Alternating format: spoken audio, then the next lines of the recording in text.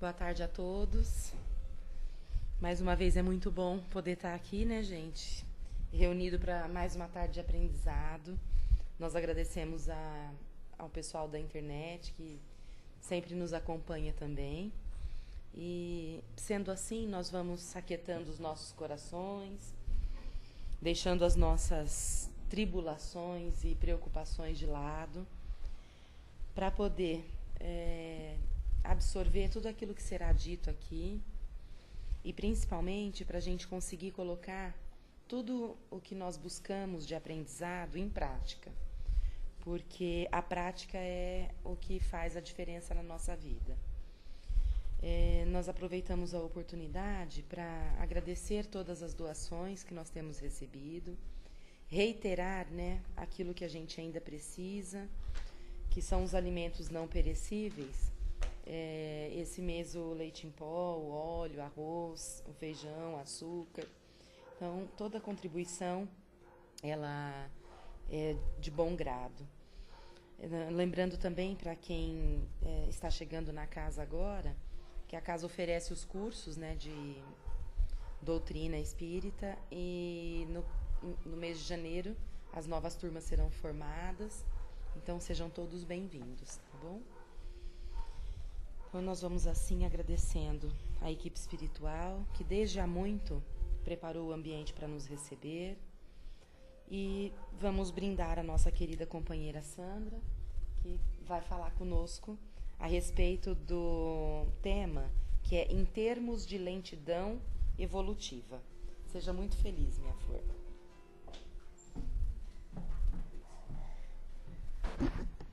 Boa tarde a todos. Muito bom estar aqui. A gente encontra os rostinhos já conhecidos e agradeço muito cada um de vocês que, apesar da correria do final do ano, ainda tem um tempinho, né, para estar aqui conosco nesse trabalho, porque nada daria certo se vocês não estivessem aqui. Em termos de lentidão evolutiva, credo. Todos precisam de paz na alma. Olha que nome lindo desse livro do Raul Teixeira e Benedita Maria. E também um trecho do livro, do texto Liberdade e Opção do Momento Espírita. Começa o texto lembrando a gente das nossas conquistas em termos de liberdade.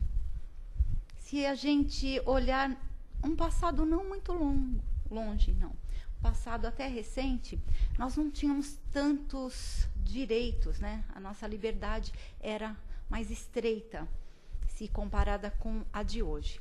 Muita conquista ainda tem à frente, né? E eu sempre acho assim, que o Brasil conquistou muitas coisas, mas às vezes, comparando com outros países, né, que da Europa e outros continentes que estão um tempo bem à frente da gente, né? Então, estamos a desejar. Mas também, se compararmos com países que estão numa linha de desenvolvimento menor, então nós estamos mais ou menos numa média, né? Vamos assim dizer. Então, que tipo de liberdade nós estamos falando aqui, né? Se olharmos então para isso que eu estou falando, essa história da humanidade, muitas conquistas nós já conseguimos. Hoje nós temos liberdade religiosa.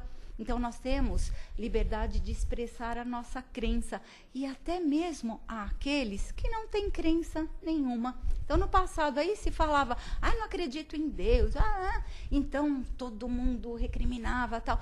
E hoje a gente tem a liberdade, inclusive, de falar, somos espíritas, e sem maquiar, porque essa história assim, eu sou kardecista, né? Então, não, gente, né? Kardec é nosso codificador, nós somos espíritas. É evidente que tem pessoas que confundem, mas a gente tem que ter naturalidade em expressar a nossa religião.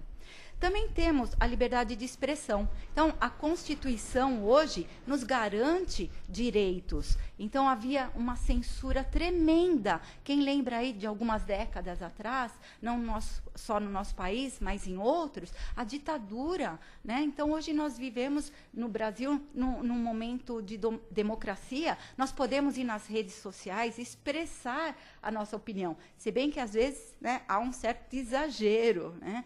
Mas, como diz assim, tem coisas que a gente não se discute, e política deveria também entrar nisso, né? Mas, enfim, temos essa liberdade. Também temos de pensamento, tem a Declaração dos Direitos Humanos, tão importante para a nossa evolução. De associação, podemos nos associar a que instituição for, e também de reunião. Então, podemos nos reunir, fazer as nossas manifestações, desde que sejam de cunho legal, né? Então, essas leis, tanto para proteger a gente individualmente quanto coletivamente, são importantes, né? Então, aí citando algumas, do Estatuto da Criança e do Adolescente, Estatuto do Idoso, a Lei Maria da Penha. Então, assim, a Constituição está lá registrado todos os nossos direitos, direitos de ir e vir, direito de igualdade entre homens e mulheres, direito à saúde, transporte, segurança, né? Então, pelo menos nós temos. Se nós não recebemos, na medida em que seria o desejável, ok, mas vamos dizer, olhando para o nosso passado, estamos um pouquinho melhor, né? Mas o texto aqui lembra de uma questão. Se nós temos direitos, na outra ponta nós temos o quê? Deveres a cumprir, né? Então, nós também temos lá na Constituição direitos, mas temos também os deveres de votar, de responder pelos nossos atos perante a lei, né? Então, temos normas, leis que regem toda a sociedade, né? Então, nós entramos aqui na questão do limite. Então, até onde eu posso ir? Até onde a lei me permite, até onde o próximo que está do meu lado. Então, direitos com relação ao outro e deveres também, né? Nós estamos falando aqui do quê? De regras da sociedade. Portanto, direitos e deveres na medida do material. Mas, espiritualmente, que nós estamos sempre ligados, nossa vida material e espiritual. Então, lembrando aqui do querido Paulo de Tarso, né? Que era Saulo e passou para Paulo, um dos apóstolos, que na sua primeira carta aos Coríntios, ele disse assim, olha, tudo me é lícito, mas nem tudo me convém. Então, ele está dizendo que tudo a gente pode, mas será que tudo é possível, né? Então, ele está limitando isso, tanto a nível material quanto espiritual, né? Então, a liberdade que nós temos vai até a liberdade o início da liberdade do outro. E puxando um pouquinho nessa linha espiritual, nós vamos ver lá, olha, no Livro dos Espíritos, uma das leis naturais, que é a lei de liberdade. Lá nas questões 825 em diante, é colocado assim, Kardec pergunta aos espíritos, nós podemos desfrutar uma liberdade absoluta? Sabe que os espíritos respondem? Só se fôssemos eremitas, né? Se nós vivêssemos isolados de tudo e de todos. Porque na medida em que há mais do que uma pessoa, essa relação já não é de liberdade absoluta, né? Então, respeito ao próximo. E um pouquinho mais para frente, na questão 843, ele fala do livre-arbítrio. O que é o livre-arbítrio, gente? Será que eu posso tudo? Ah, tá, eu posso, mas eu devo? Não, como o Paulo de Tarso colocou, nós temos limites, né? Embora muita gente ainda não reconheça isso. Mas a gente está no caminho de entender essas questões. E voltando aqui um pouquinho para o nosso dia a dia, né? Se a gente está aqui no trânsito, no transporte coletivo, né? A gente percebe quanto desrespeito tem. Se você entra no metrô, está lá demarcado aquele assento preferencial. E aí tem uns que, né, fingem demência, e não olham para quem está do lado. Né? Às vezes tem uma senhora, um senhor, uma pessoa com uma criança no colo, né? Não deveria nem ter a demarcação. Até essas leis aqui que eu citei, que são importantes para nós nessa altura do nosso desenvolvimento, porque vai chegar um dia que elas serão desnecessárias. Não vai precisar da lei do tabaco, lei antitabaco, a lei seca, não vai, porque nós naturalmente já vamos ter essa consciência do que é certo e do que é errado. Aliás, não precisaria mesmo se a gente investigasse o tribunal da nossa consciência. Nós não somos um ser novo, do nada. A gente tem experiências reencarnatórias anteriores. Então, a nossa consciência tem, sim, marcado o que é certo e o que é errado.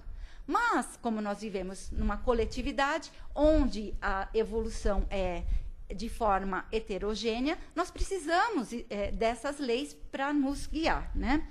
Então, o livre-arbítrio fala que é tudo que nós precisaríamos fazer para a gente alcançar o nosso objetivo da evolução.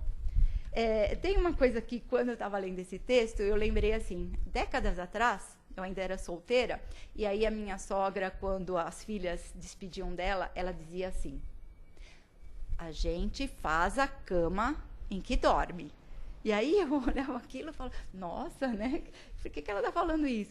É dando responsabilidade. Ó, tô te dando asa, mas olha, o voo é seu. Aquilo que você fizer vai doer em mim, mas em primeiro lugar vai ser para você. Né? Então, quando eu li isso aqui, veio logo na mente aquilo que ela falava, sabe? Você arruma a cama em que você vai deitar. Né? Diz o texto também a respeito de pessoas que reclamam de tudo. Né? Aquelas pessoas que, tanto a nível familiar, os seus relacionamentos, como na sociedade como um todo, tudo vê errado. Né? Então, ele está fazendo um processo assim de ver o que está errado no outro. Então, ele vê o que a filha fez de errado, o padeiro, o açougueiro, né? E até no nosso grupo eu achei muito interessante, né? Algumas pessoas reclamam até do vento, outras preferem empinar pipas. Obrigada pela contribuição, né? Então, porque às vezes uma coisinha tão simples, né? Então, assim, eu vou reclamar do vento, gente, eu vou aproveitar para empinar uma pipa, né? Então, é a velha história. A gente enxerga de um lado pessimista ou de um lado otimista. Para onde a gente quer ir, né? Então, assim, vamos analisar as nossas ações, parar de reclamar. Mesmo porque as pessoas que ficam reclamando muito do outro não querem ver dentro de si, que na psicologia é a sombra, né? Então, é tão doloroso e elas têm tanto medo de olhar para dentro de si que elas ficam projetando no outro aquilo que elas odeiam. Então, cuidado com a questão do julgamento. Odeio gente que bebe. Oi, presta atenção. Que compartimento está lá guardadinho, que você está sendo tão rigoroso. Não é assim falar, ai, não gosto de gente. Não, é aquela pessoa que fica insistindo, né? Odeio gente que fica falando da vida dos outros. E aí vai, né? Então, a gente tem que analisar se isso tem a ver conosco em primeiro lugar. Porque é muito fácil analisar o outro. Mas será que a gente não está no momento nosso da gente já avaliar as nossas questões? Dói. Como diz, né? Vamos abrir a caixa de Pandora e a gente não sabe o que vai sair dela. Mas é necessário. Então, assim, essas pessoas têm aquela questão forte do julgamento. Obviamente que faz parte da nossa cultura, né? Ficar julgando o outro. Isso é uma coisa assim que a gente vai tendo como rotina. A gente é criado num ambiente e vai repetindo e tal. Mas chega um momento que a gente está aqui, ó, de frente para esses textos tão importantes que a gente sempre coloca aqui e fala essa questão do julgamento. É um medo de olhar para a gente? Mas por que não olhar? Por que não consertar as nossas questões? Não é menos doloroso? Né? Então, essa questão do julgamento é muito forte. E, paralelamente a isso, a gente tem que colocar, né, a questão do autoconhecimento. Eu, quando estava lendo aqui esse texto, eu falei assim, nossa, é verdade, quando a gente julga, a gente tem medo de olhar para dentro da gente. E como a gente olha dentro da gente?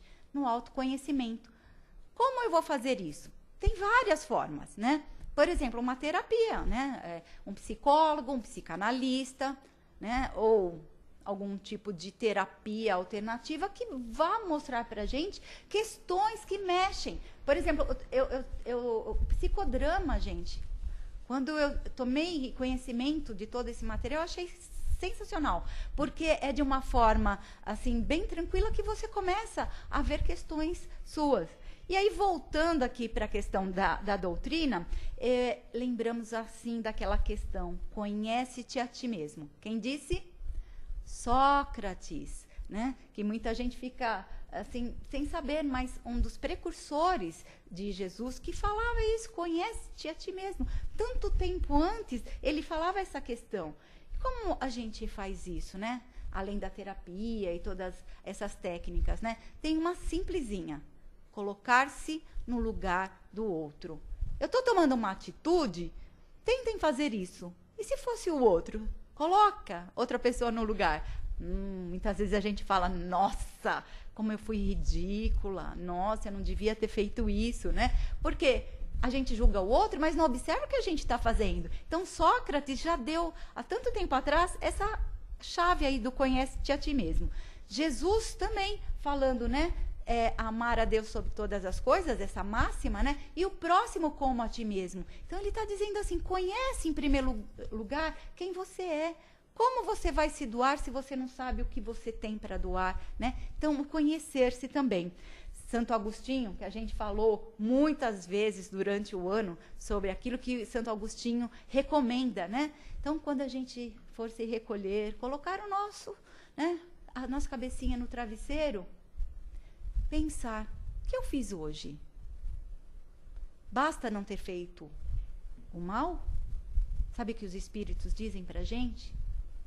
Tem que fazer também o bem. Então, assim, às vezes a gente fala, hoje eu não fiz nada de ruim. Mas e aí, você fez alguma coisa de bom? Vamos pesar nessa balança, vamos analisar. Então, assim, essa situação de Santo Agostinho, que também nos leva a ter o autoconhecimento. E a doutrina espírita, obviamente, que prega uma questão importantíssima, que é a reforma íntima. É a nossa transformação. Então, nós precisamos mudar nosso comportamento, o nosso pensamento, a nossa fala, né? Buscar dentro de nós aquilo que tem de bom a ser desenvolvido. E, às vezes, aquilo que está também desenvolvido e a gente... Não, vamos pôr em prática. Mas aí o orgulho deixa. Não, mas se eu fizer isso, eu vou ser boba. Se eu fizer isso, eu vou passar por trouxa. Então, às vezes, a gente deixa o orgulho, a vaidade tomar conta. Mas, gente, tem tanta coisa que a gente nem sabe dentro de nós, tão boas. Esses dias eu estava conversando com uma pessoa espírita e a gente ia participar de uma reunião e ela falou assim, porque eu vou falar tudo para aquela pessoa. Aí eu fiz assim, olha, fora do centro, a gente também tem que colocar em prática. Na verdade, não é? Só dentro do centro, não, em todos os momentos, aqui e principalmente lá fora. Aí aconteceu a reunião, né? Teve um momento assim efervescente da coisa, mas a pessoa conseguiu se segurar. E eu, obviamente, falei, parabéns, tá vendo? Consegue. Se a história de ser criado como boi solto no pasto, né? Que a gente, né, fica assim, eu sou assim mesmo, eu sou livre. Mas a liberdade vem com responsabilidade. Então, ou a gente coloca em prática tudo aquilo que a doutrina nos coloca, né? Ou o que nós estamos fazendo aqui? Então, quando ele fala dessa transformação, é a prática dos bons sentimentos. E teve uma coisa que a gente falou aqui também durante todo o ano, ou como tema principal ou secundário. Questão do perdão. Do perdão. É fácil? Não é fácil. Mas a gente já falou tanto da necessidade dele, que os primeiros a nos beneficiar somos nós mesmos. Mas é difícil. Sim, mas que tal a gente exercitar? Porque às vezes a gente começa nas coisas simples. Aquele carro que fecha a gente, né? Às vezes aquela pessoa que fala alguma coisa pequenininha, a gente vai nas pequenas coisinhas, porque sabe-se lá, gente, que provações nós temos no caminho, né? Se a gente não consegue perdoar a nossa ajudante que queimou aquela blusinha boa, ou sei lá, tantas coisas pequenininhas, tantos melindres que a gente tem a trabalhar, como é que a gente vai superar momentos mais difíceis? Porque tudo passa. Momentos ruins, sempre bom entender que passa, mas os momentos bons também. Então, quando a gente está com a saúde, vamos cuidar dela. Quando a gente está com as questões financeiras organizadas, vamos deixar elas assim. Nossos relacionamentos têm que ser como plantas regadas dia a dia. O eu te amo, como a gente já falou em outras vezes, é importante, né? Se não consegue o eu te amo, dá um abraço bem gostoso, bem apertado, passa toda a tua emoção. A pessoa vai saber o quanto você ama, né? Aos pouquinhos a gente vai conseguindo fazer as coisas, né? Então, essa é a nossa transformação. Lá no Evangelho, que eu lembrei também dessa coisa que mexe muito com a gente, um espírito chamado José, em 1863, disse assim para a gente: sede, pois, severos para convosco, indulgente para com os outros. Então, nós costumamos fazer o contrário, né? Lançar um olhar de, né, tranquilidade para nós, de respeito, tal, a indulgência, né? Nos perdoar. E ser tão duros com o outro. Vamos fazer o contrário. Vamos ser mais duros com as nossas imperfeições. Esse burilamento tão importante para nós. E o outro, o que ele vai ver no seu exemplo? E, aos poucos, você vai conseguindo mudar. É um exercício, gente. Tanto quanto exercício físico, exercício de matemática, sei lá o quê. Amar o próximo também é um exercício. Trabalhar as nossas imperfeições também é um exercício. E aí a gente vai tentando fazer essa melhoria tão necessária a nós. Aí fala também daquela questão da convivência social. Ele fala muito, né, das pessoas que não respeitam o patrimônio público. Então, a gente tem visto há um tempo atrás, né, não também tão longe, muitas manifestações legítimas, né, a expressão, né, dos nossos direitos, mas no meio disso tudo, muitas questões de vandalismo, né? Então, tem pessoas que vão na vibe, como diz aí, na onda, né? E tem outras pessoas que provocam isso. Quando eu fiz um curso um tempo atrás, eu tomei conhecimento de um filme. Nós estudamos, aliás, esse filme que chama O Senhor das Moscas. Se alguém tiver interesse, procurem, né, pela internet, alguma coisa, O Senhor das Moscas. É um filme fictício onde mostra que um grupo perde a liderança. Eu não vou contar para vocês, tá? Mas, assim, são só crianças e aí como eles vão se estabelecendo para colocar a ordem, né? Então, assim, fantástico, porque começa de um jeito e vai mudando, mas vocês assistem, depois vocês me contam. Mas aí também eu lembrei, fazendo isso aqui, sobre a questão do que a humanidade passou um tempo atrás, assim, uma das maiores provações coletivas por conta da doença, da obsessão de um homem que se juntou com grupos, que liderou grupos de pessoas tão doentes quanto eles e levou à Segunda Guerra Mundial. E aí, quando eu estou vendo uma série a respeito, eu vejo lá todo mundo balançando as bandeirinhas, né, do partido político, né, deles lá. E aí eu falo, nossa, quantos de nós não estava também, né, aplaudindo, porque ele estava tomando conta e matando outras pessoas. E as pessoas estavam achando o máximo. Opa, vamos, mais território, mais poder, mais recursos naturais, né? Sabe-se lá quem é que estava com essa bandeirinha aqui na mão? Então, às vezes, a gente está passando por uma situação expiatória, né? E está se achando vítima. quantos que padeceram nesse absurdo que foi essa guerra, né? Então, para que isso não aconteça, é um trabalho de formiguinha que vai partir de nós, sabe? Na nossa família, na nossa comunidade, onde quer que a gente vá sendo multiplicadores, mas de coisas boas. Não vamos fazer comentários ruins, não vamos potencializar as coisas ruins. Então, quando ele fala sobre isso, né, no texto, do respeito àquilo que não nos pertence, o que é do outro é do outro. Ele lembra também uma questão que, como começa essa educação coletiva? No lar. A primeira educação da gente é lá, no lar. Como os pais estão conduzindo a educação dos filhos. Depois vai para a escola. Então, é aquela questão, né, Rê? Assim, a família educa, a escola ensina. Oi, que tal esse trabalho conjunto? Então, obviamente que os primeiros conceitos de moral, ética, né, os bons exemplos se conseguem em casa. E a escola vai também ajudar. Então, assim, é um trabalho conjunto, porque você vai ver os estudos aí, é aquela polêmica. Não, os pais têm que assumir, não pode delegar para a escola não tem preparo para isso, né? Então, fica aquele jogo de empurra, onde tudo deveria ser como complemento uma da outra, né? Então, assim, um trabalho para que a gente forme cidadãos,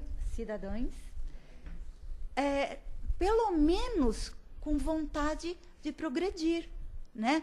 Homens de bem, como está lá no Evangelho, né?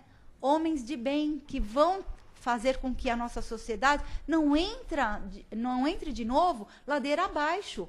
Nós temos que nos unir para que a gente faça uma coisa diferente. Olha só, ainda mais nessa época, né, natalina, onde as pessoas deveriam estar se confraternizando, não é um embelezamento só, faz parte, mas não é só o presente. Eu estava falando, né, às vezes a gente fala assim, gente, vamos esquecer o amigo secreto? Ao invés de presente, vamos trocar pela presença? Porque às vezes a gente fala, não vou encontrar ninguém, porque, nossa, eu tenho que ir no shopping, eu tenho que ir no comércio, está tudo lotado, eu estou sem dinheiro. Por que não chamar o grupo apenas para um café? Né? Então, trocar coisas mais valiosas, que esse abraço, esse olhar, esse acolhimento que a gente pode dar e pode receber. Né? Então, nesse momento aqui, a gente vê que nós temos que mudar um pouquinho o nosso comportamento, né? Então, aí, retomando, a gente falou de família, da escola e a igreja, né? Porque hoje está aquela história assim, não vou ensinar nada para o meu filho, para minha filha, quando ele crescer, ele faz opção, né? Gente, mas a base, a gente tem que construir uma base, não com imposições. E como a gente faz isso? Que tal começar pelo exemplo, né? Um pensamento, ensinar os filhos, né, a agradecer por tudo aquilo que ele recebe, a saúde, o amor, a família, né? Não vamos impor uma série de rituais, uma série de coisas que, né, mas assim, o evangelho no lar, né? Tudo isso faz parte. Então, hoje, o Brasil não tem mais aquela história de dizer, é um país católico, é um país laico, ou seja, há uma liberdade, né? Há escolas ainda que têm essa questão de ensinar tal, mas não, hoje se você chegar e falar assim, sou espírita, vai preencher a ficha lá, que antigamente, né, eu vou falar que eu sou espírita, hoje você pode, porque assim, há uma liberdade maior, né, como nós falamos, de expressar isso, mas assim, a religiosidade, ela tem que ser trabalhada, né? Então assim, uma coisa é a religião, seguir dogmas, crenças, tal. E outra coisa é a religiosidade que a gente precisa trabalhar. Aí depois ele escolhe a religião que ele quiser ir. Mas deixar sem uma base é complicado, né? Quando a gente fala que a doutrina espírita vai ser a religião do futuro, não é a doutrina espírita em si, né? Não vamos ser também orgulhosos, vai ser espírita, né? Não. Sabe o que vai ser? Os princípios da doutrina espírita. Que nome vai ter? Pouco importa. Mas se a ciência, junto com a religião, interligarem e todos nós estivermos trabalhando segundo os princípios da doutrina espírita, será sensacional, sem rótulos, né? Que aqui fala bem no final assim, né? Sobre a questão dos nossos valores cristãos, né? Então, muita gente fala, não, eu não sou católico, não sou evangélico, ou não sou espírita, eu sou cristão, né? Mas cristão não é um rótulo, gente. Sabe o que é ser cristão? O que é ser cristão? O que Jesus fez quando ele veio até nós? Primeira coisa da mensagem de Jesus foi o exemplo que ele nos deu. Então, para que expressar nessa ou naquela religião, né? Mas expressar a crença, a religiosidade que tem dentro de nós através dos nossos exemplos. Então, assim, nós estamos, como eu falei, nessa época de final de ano, né? Dessas confraternizações, né? Aí tem depois a passagem do ano, 2018, está aí batendo a porta, mas a gente tem que não fazer lista e pular ondinhas, comer uvinha, né? Pode fazer tudo isso também, que é gostoso, é brincadeira, mas que a gente faça aqui a renovação, sabe? De tentarmos sempre o melhor. E para encerrar aqui, olha, eu há muito tempo conheço essa fábula do carpinteiro e eu falei, nossa, eu vou ter que repetir aqui, tá? Se eu já falei alguma vez, me desculpem, mas eu acho fantástica. Toda vez assim, eu me emociono de falar sobre ela. Então, o carpinteiro trabalhou anos, fazendo casas para o seu patrão. E ele falou, olha, estou tão cansado que agora nem a mensalidade, né, o salário que eu recebo está valendo mais. Estou cansado, vou parar. E ele era um dos melhores carpinteiros ali daquela empresa. E aí ele chega para o patrão e fala, olha, eu quero minha aposentadoria. Aí o patrão fala, poxa, você tem todo o direito, mas eu quero te pedir um último favor. Faz a última casa para mim. Aí ele, aí saiu, né? Ele falou, puxa vida, vou ter que fazer mais uma casa. E aí ele comprou material de segunda categoria, mão de obra, assim, sabe? Vou fazer isso aqui de qualquer jeito. Eu tô cansado, mas ainda tenho que fazer essa casa. Aí ele chegou lá, patrão, tá aqui sua casa. Aí o patrão fez assim, toma aqui a chave. É sua casa. Então, como é que nós estamos fazendo a nossa casa? Nós estamos colocando material de primeira? Nós estamos trabalhando com afinco, nos dedicando a essa casa? Ou nós estamos fazendo de qualquer jeito? Já que a gente tem outra encarnação mesmo, né? Para que eu vou fazer? Né?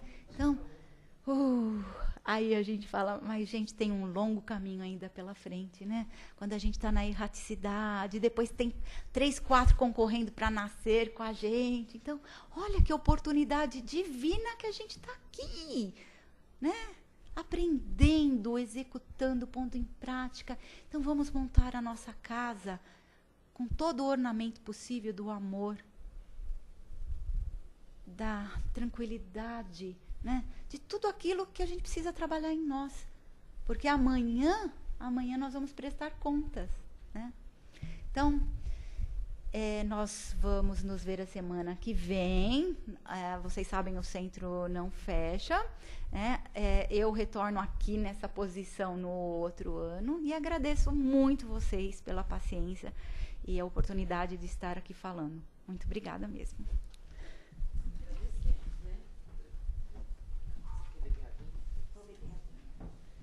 Bom, gente, nós agradecemos a Sandra, né, sempre a colaboração. Muito obrigada. E gostaríamos de saber se tem alguém que quer fazer um comentário, acrescentar alguma coisa, tirar alguma dúvida. Podem ficar à vontade, que o momento é esse. Vamos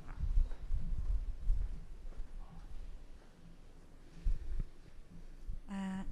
Eu gostaria só de trazer como contribuição, quando a Sandra traz, né, a questão da renovação e da necessidade da gente fazer o exercício do perdão, que esse exercício ele vai se fortalecendo à medida que a gente vai aprendendo mesmo, né, e olhando as pessoas com compaixão, né, porque quando a gente enxerga na pessoa os limites e vai entendendo que muitas vezes aquilo que a pessoa nos oferece faz parte de um quadro até patológico, né?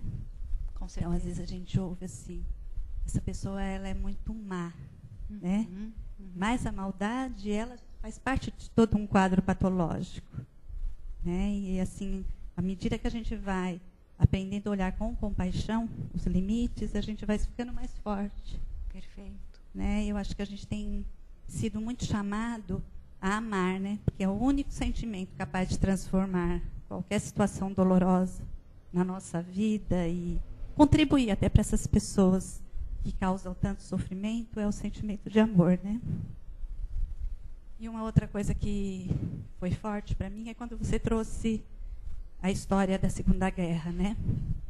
E que nós agora estamos num momento planetário muito importante, né? Que é um momento em que nós estamos aí mais no limiar da transição planetária, né? E que estamos aí assistindo um cenário mundial de um risco de uma terceira guerra mundial. Pelo orgulho, pela vaidade e pelo alimento mesmo de toda uma teia do mal que muitas vezes a gente alimenta e a gente não se dá conta, né? Então, esse exercício da nossa renovação, da nossa transformação, ela pode contribuir muito para que a gente possa passar por essa fase de transição, impedindo que a gente tenha uma terceira guerra. Com certeza. Então, o exercício mesmo da nossa renovação, da gente se despir dos nossos preconceitos, né, e de olhar e vibrar mesmo, e pedir luz mesmo. Eu acho que a gente está num momento muito grande de quando a gente se depara com as nossas deficiências, a gente pedir para o outro, pedir força para nós e vibrar muita luz para o nosso planeta. Eu acho que isso é uma responsabilidade muito grande de cada um de nós. E nós estamos muito sendo chamados a expandir essa consciência. Né? Eu queria, desculpa ter Não, me isso que estendido, você está colocando, mas eu acho assim, muito importante que a gente entenda que nós somos atores fundamentais, estamos aqui nesse momento porque nós acreditamos que pudéssemos vir, reparar e aprender muito e contribuir para esse processo. Aprender, né, logicamente, que a gente tem que aprender toda hora e muito, mas que a gente tem, né, dentro da gente um pedacinho que pode contribuir muito com isso. Eu acho que a gente tem que despertar para essa responsabilidade da gente. Né? E quando você fala não alimentar palavras, programas de televisão, julgamento, crítica das escolhas do outro, eu acho que isso é uma forma da gente iluminar mais o nosso planeta. Tá? Obrigada. Com certeza. Aí, Obrigada a você.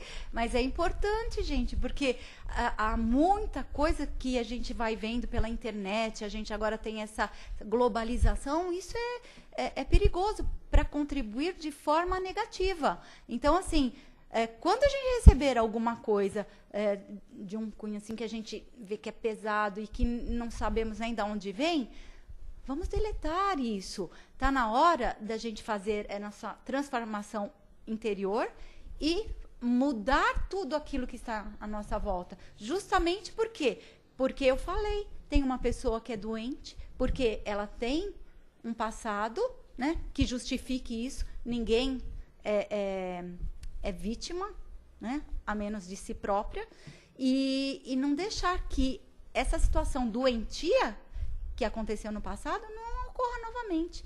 Então, faz parte, é como andorinha no verão mesmo. Cada um fazendo a sua parte. 1 mais 1 são 2, né? Agora, 1 menos 1, 0. Obrigada pela tua contribuição. Obrigada, Rê. Gente, obrigada, viu? Agora nós vamos passar para as nossas vibrações. Depois, se alguém quiser falar mais com a Sandra, fica à vontade, ela está aí até meia-noite.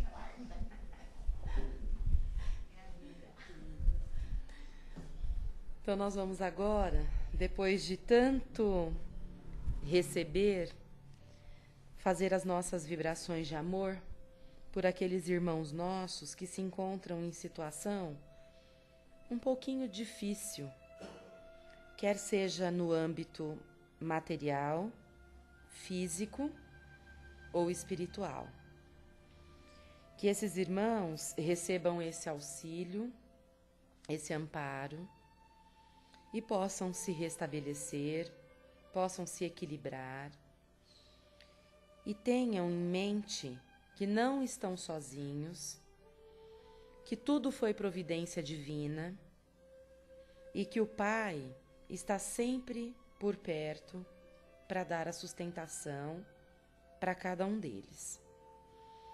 Então, que todas essas emanações de amor possam aliviar cada coração, cada pensamento, e que nós possamos sair daqui melhores do que chegamos, prontos para trabalhar e praticar o bem, porque o mal nós temos que deixar de fazer, mas o bem nós temos obrigação de praticar.